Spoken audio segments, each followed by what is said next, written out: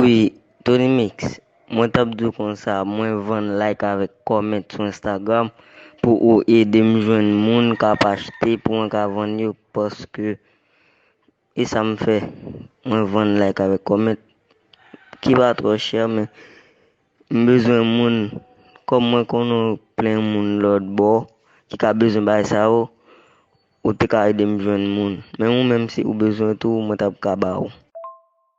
Et qui gens ou vend yo là? Est-ce que c'est pour moun nan ou voye yo?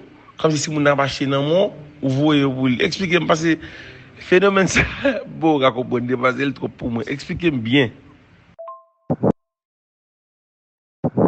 Comment ça fait?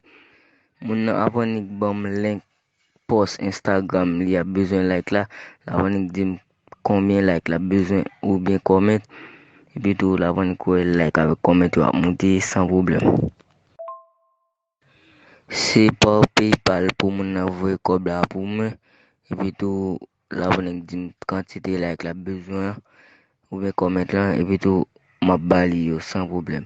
C'est 1000 like pour $10 US. Et puis tout 1000 comments pour $15.